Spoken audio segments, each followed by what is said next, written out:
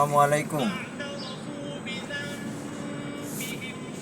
Professor doctor Yunus লন্ডনে 4 দিন অবস্থান করার পরে বাংলাদেশে ব্যাক করছেন। তো বিশেষ যেগুলা খবরগুলো প্রকাশ হয়েছে যে উনি দুর্নীতি দমন কমিশন প্রধানকে নিয়ে এসে লন্ডনস্থ যে সমস্ত মানি লন্ডারিং হয়েছে, সয় সম্পত্তিগুলি হয়েছে, এগুলা উদ্ধার। আর দ্বিতীয়ত, পলিটিক্যাল ইস্যুতে তেমন কোনো উল্লেখযোগ্য উনি কার সাথে যোগাযোগ করেননি বা আমরাও খবর পাইনি। বিশেষত তারেক জিয়ার সাথে সাক্ষাৎ। এখন তারেক জিয়ার চেয়েও বেশি মূল্যবান ব্যাপারটা হচ্ছে যে লন্ডনস্থ যে সমস্ত ব্যবসায়ী যারা আছে তাদের সাথে ডক্টর ইউনূস সৌজন্য সাক্ষাৎ করেছেন। এখন এই সমস্ত ব্যবসায়ীগুলা কী কারণে ডক্টর মোহাম্মদ ইউনূস কী প্রস্তাব দিয়েছেন সেগুলি আমরা এখন পর্যন্ত বিস্তারিত জানি নেই।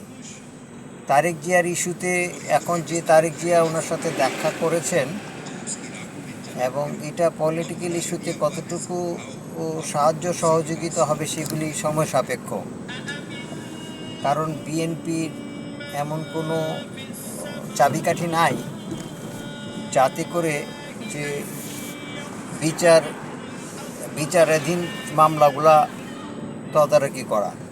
কারণ বিএনপি প্রথম থেকেই আওয়ামী লীগের বিচারের পক্ষপাতিত্ব ছিল না, এখনও নাই। তো ডক্টর ইউনূসের একটা পলিসি হচ্ছে time will be say everything. এখন যত সময় যাবে বিএনপির জাতির সামনে যদি বিচারগুলি শেখ হাসিনার বিচার প্রস্তাবতা না আনতে পারে তাহলে বিএনপির অস্তিত্ব টিকে থাকবে না। এবং জুলাই অগাস্টের যে আন্দোলনগুলা, সেই আন্দোলনগুলোর মাঝখানে বিএনপির ভূমিকা কী এটাও স্পষ্ট করতে হবে।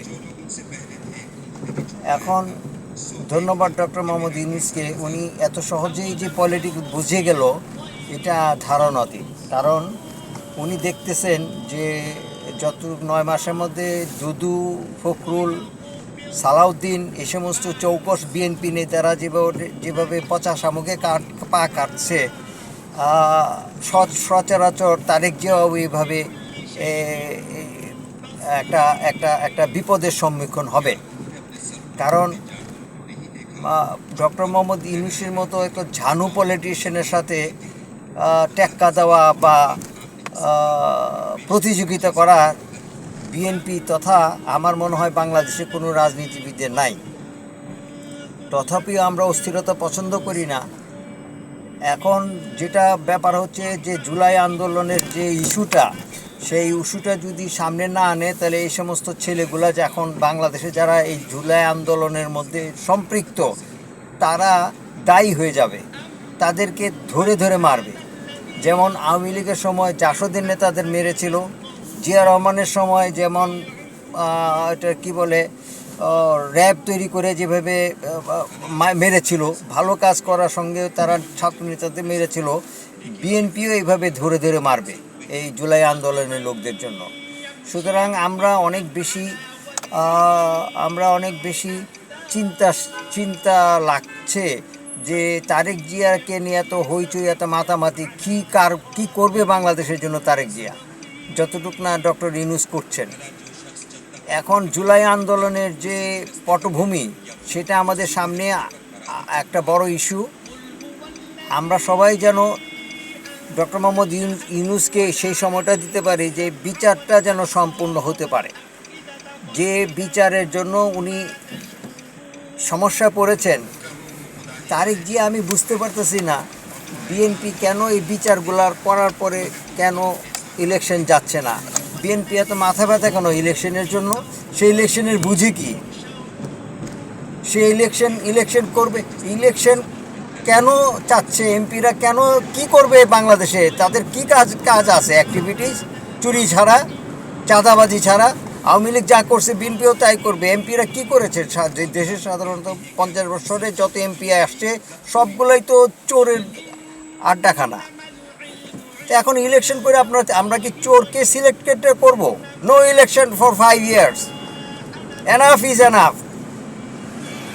এই সমস্ত লোকদের যে হত্যাকাণ্ড হয়েছে, যে শেখ হাসিনা যে প্রকাশ্যে গুলি করেছে, সাইদ যেমন পুলিশের সামনে বুক পেতে দিয়েছে, আরও তো সাইদ রয়েছে। সুতরাং এখন ইলেকশন আমাদের ভুলে যেতে হবে।